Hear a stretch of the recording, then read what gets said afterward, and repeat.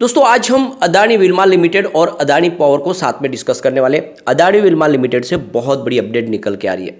Adani Wilma limited जो stock आपको पता है आईपीओ के समय डिस्काउंट में लिस्ट हुआ, लेकिन उसके बाद में जो दौड़ना शुरू हुआ तो बहुत ही ज़बरदस्त रिटर्न दे चुका है। लेकिन अब काफ़ी समय से करेक्शन के दौर में, क्या आने वाले समय में अदानी विल्मा में बहुत बड़ी तेज़ी आ सकती है। जिस तरह से मैनेजमेंट लगातार बिजनेस को तेज़ी से आगे बढ़ाने के लिए कोशिश कर रहे, लगातार बिजनेस एक्वायर किए जा रहे, क्या वाकई में ये एक बड़ा मल्टीबैगर बन सकता है? क्या ये आने वाले समय में 4 डिजिट में जा सकता है? इन सारी बातों को समझेंगे इस वीडियो के माध्यम से। अदानी पावर लिमिटेड की बात करें तो ये तो एक बड़ा मल्टीबैगर साबित हुआ ऑलरेडी। कोविड काल में 30 रुपये से नीचे का स्टॉक 400 तक चला गया, बहुत ही ज़बरदस्त और बम्पर रिटर्न दे चुका है। लेकिन अब आप देख सकते हो कि ऊपर के लेवल से काफ़ी ज़्यादा करेक्ट भी हो चुका है और पिछले कई समय से दबाव में दिखाई दे रहा है। तो क्या इस समय में प्रॉफिट बुक करके निकल जाना चाहिए या फिर अभी हमें वेट करना चाहिए, फिर से एक नई तेज़ी का इंतजार करना चाहिए? यहाँ पे बहुत बड़ी अपडेट निकल के आ रही है। इंडियन गवर्नमेंट ने एक बहुत बड़ा डिसीजन लिया है जिसका फ़ायदा अदानी पावर को हो सकता है। तो क्या है वो डिसीजन, जानने की कोशिश करेंगे इस वीडियो के माध्यम से। और कैसी है परफॉर्मेंस अदानी पावर की। सबसे पहले अगर हम बाजार की बात करें तो बाजार में हमने फ्राइडे को गिरावट देखी है और नतीजा ये रहा कि निफ्टी एफएमसीजी में भी गिरावट थी। 45,320 के स्तर पे 223 पॉइंट की गिरावट थी, यानी 0.49%, लगभग आधा परसेंट निफ्टी एफएमसीजी गिरा। और इसकी वजह से अदानी विल्मा में भी हमें गिरावट देखने को मिली। अदानी विल्मा लिमिटेड की बात करें तो क्लोजिंग 633 पर रही, जहाँ पे हमें 1.22% की गिरावट देखने को मिली। अब यहाँ पे देखें तो इस स्टॉक ने पिछले एक साल में 136% का अच्छा खासा रिटर्न दे दिया है। आपको पता ही होगा जब इसका आईपीओ आया था तो लिस्टिंग डिस्काउंट में हो गई थी, लोगों को काफ़ी ज़्यादा टेंशन हो रहा था कि अब क्या होगा। लेकिन आपको पता होगा तो जिस दिन इसकी लिस्टिंग हुई उसी दिन 12 बजे मैंने वीडियो बनाया था, आपको कहा था कि इस गिरावट का आपको फ़ायदा उठा के ज़्यादा से ज़्यादा खरीदारी कर लेनी चाहिए, यह स्टॉक दौड़ेगा। और बिल्कुल वैसा ही हुआ, बहुत कम समय में स्टॉक दुगुना हो गया, महीने 2 महीने के अंदर काफ़ी शानदार रिटर्न दे चुका है। यहाँ पे सिर्फ इसकी 6 मंथ की भी बात करें तो स्टॉक में 14% का अभी भी हमें पॉजिटिव रिटर्न देखने को मिल रहा है। और यहाँ पे अगर हम इसके 1 मंथ की बात करें तो फिलहाल 0.44% की गिरावट है, तो दबाव दिखाई दे रहा है कुछ समय से। यहाँ पे आप देखें तो इनके जो एमडी और सीईओ है अगांशु मलिक, उन्होंने एक बहुत बड़ा बयान दिया है। उनका कहना है कि हमारे पास फॉर्चून और कोहिनूर जैसे 2 स्ट्रॉन्ग ब्रांड्स है और अब हम मार्केट में तेज़ी से आगे बढ़ेंगे, यानी हम बिज़नेस को और तेज़ी से बढ़ाने वाले और बहुत सारे नए प्रोडक्ट भी एक्वायर किए जा सकते हैं, नई कंपनी का अधिग्रहण किया जा सकता है।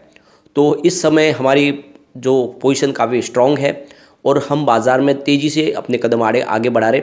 और इसके लिए बहुत सारे जो ब्रांड्स, जो ऐसी कंपनियां जो काफ़ी कमज़ोर स्थिति में हो, उनको हम एक्वायर करने की कोशिश करें। इसके लिए हमने यहाँ पे 500 करोड़ रुपीज़ की एक्विजिशन के लिए अलग से रकम रखी हुई है। इसके अलावा हमारा जो टोटल 1900 करोड़ रुपीज़ का टोटल कैपेक्स है। तो ये देख सकते हो कि एक बड़े विजन के साथ कंपनी आगे बढ़ रही है। अगंशु मलिक का कहना है कि मैरिज सीजन की वजह से हमारा कंजम्पशन पावर बढ़ा है, लोग यहाँ पे अच्छी खासी खरीदारी करते हैं, हमारे लिए अपॉर्चुनिटी निकल के आई है। बासमती राइस और एडिबल ऑयल्स में काफ़ी शानदार खरीदारी निकल रही है। इसके अलावा अदानी विल्मा का रूरल एरियाज़ में 25% का स्टेक है, जो बहुत बड़ी बात है। तो ये हम इसको और आगे बढ़ाना चाहते हैं। तो कुल मिला के देख सकते हो कि विज़न क्लियर है। आने वाले समय कंपनी अपने कारोबार को तेज़ी से बढ़ाएंगे और नई प्रोडक्ट की रेंज भी बढ़ाएंगे। लेकिन इसके बीच में अगर आप देखें तो इनके लिए एक चिंताजनक बात यह है कि रिलायंस इंडस्ट्रीज भी अब एफएमसीजी सेक्टर में एंट्री कर चुके। अब यहाँ पे इनको कंपटीशन फाइट होगी रिलायंस इंडस्ट्रीज के। रिलायंस इंडस्ट्रीज ने इंडिपेंडेंस ब्रांड्स के नाम से प्रोडक्ट लॉन्च कर दिए हैं और गुजरात से इसकी शुरुआत होगी, जिसमें सारे प्रोडक्ट होंगे। आप देख सकते हो कि कंपनी यहाँ पे एफएमसीजी की पूरी रेंज होगी, जिसमें एडिबल ऑयल्स भी होगा, दाल्स होंगे, चावल, सब कुछ होने वाला है। जो प्रोडक्ट यहाँ पे अदानी विल्मा बेचते वो सारे प्रोडक्ट ऑलरेडी यहाँ पे रिलायंस के इंडिपेंडेंट ब्रांड्स के तहत भी मिलने वाले हैं। तो टक्कर मिलने वाली है, ये बात तो है। अब इनको और तेज़ी से कारोबार को आगे बढ़ाना पड़ेगा। दूसरी तरफ देखें तो आईटीसी के लिए भी ये कंपटीशन फाइट देने वाले, क्योंकि वो इंडिया के 2nd नंबर है और 1st नंबर पे हिंदुस्तान यूनिलीवर है। तो यहाँ पे आप देख सकते हो कि एक इनके लिए अब एक थोड़ा सा मार्केट में और तेज़ी से अपने एग्रेसिव तरीके से कारोबार को बढ़ाना होगा, क्योंकि अब रिलायंस भी सामने आ चुकी है अदानी ग्रुप के। तो यहाँ पे जो अपडेट है उसके हिसाब से स्ट्रेटेजी में बदलाव करना होगा। वैसे अगर आप देखें तो यहाँ पे निवेश लोगों का आ रहा है। ये आप अगर शेयर होल्डिंग पैटर्न में देखें तो आपको पता चलेगा कि इसकी प्रमोटर की होल्डिंग काफ़ी शानदार है। 87.94% के शेयर प्रमोटर के पास है। इसके अलावा अगर आप तो इंश्योरेंस कंपनी ने भी इस बार एंट्री कर लिया। इससे पहले इंश्योरेंस कंपनी ने शेयर नहीं लिए थे, लेकिन इस सितंबर मंथ में 0.04% की होल्डिंग ली है। इसके अलावा अगर आप देखें तो यहाँ पे एफआई की होल्डिंग 1.63% है। पिछली बार ये 1.50% थी। तो एफआई ने Q2 में अपनी होल्डिंग को बढ़ाया। इसके अलावा फाइनेंशियल इंस्टीट्यूशन बैंक ने भी इस बार 0.05% की होल्डिंग ले रही है, जो बहुत अच्छी बात है। इससे पहले होल्डिंग उनकी नहीं थी। इसके अलावा जनरल पब्लिक की होल्डिंग आपको कम होती हुई दिखाई देगी, 9.45% थी जो 9% हो गई है। इसके अलावा 1.34% की होल्डिंग अदर्स की है, जो पहले 1.11% के आसपास। कुल मिला के यहाँ पे जनरल पब्लिक की होल्डिंग घटी है, लेकिन दूसरों ने अपनी होल्डिंग को बढ़ाया, जो एक बहुत बड़ा पॉजिटिव ट्रिगर है। ऐसे में आपको अदानी विल्मा लिमिटेड में लॉन्ग टर्म का नजरिया लेकर निवेश करना चाहिए। वैसे हमारा टारगेट इसका 5 ईयर का 4000 का जो आराम से आ सकता है, तो कम से कम इसको 5 साल के लिए होल्ड कीजिए, आपको मालामाल कर देगा। अब हम चलेंगे अदानी पावर की तरफ। निफ्टी एनर्जी में भी गिरावट थी और इसी वजह से अदानी पावर में भी गिरावट हुई। आप देख सकते हो 26,300 के स्तर पे 0.71% की गिरावट थी। अदानी पावर की बात करें तो 307 पर स्टॉक आ चुका है, 2.44% की गिरावट है। तो ऊपर के लेवल से काफ़ी ज़्यादा यहाँ पे गिरावट देखने को मिली है। लेकिन आपको ये पता होगा कोविड काल में स्टॉक 26 तक चला गया था गिरावट में, और उसके बाद जो दौड़ा तो ये 400 को क्रॉस कर गया। बहुत ही ज़बरदस्त रिटर्न दिया, लोगों को इसने मालामाल किया है। अब यहाँ पे आप देख सकते हो पिछले एक साल के हिसाब से स्टॉक में अभी भी 216% की अच्छी खासी तेजी देखने को मिली है। 98 के आसपास स्टॉक था एक साल पहले। 6 मंथ के हिसाब से हमें 23% का पॉजिटिव रिटर्न देखने को मिल रहा है, लेकिन 1 मंथ के हिसाब से 8% की गिरावट हो चुका है। यानी ऊपर के लेवल से स्टॉक नीचे आया, करेक्शन काफ़ी हो चुका है। अब यहाँ पे एक बहुत बड़ी गुड न्यूज़ निकल के आ रही है। जैसे कि आपको पता होगा अदानी पावर लिमिटेड का डिस्ट्रीब्यूशन का बिजनेस है। अब यहाँ पे गवर्नमेंट ने एक बहुत बड़ा डिसीजन लिया है।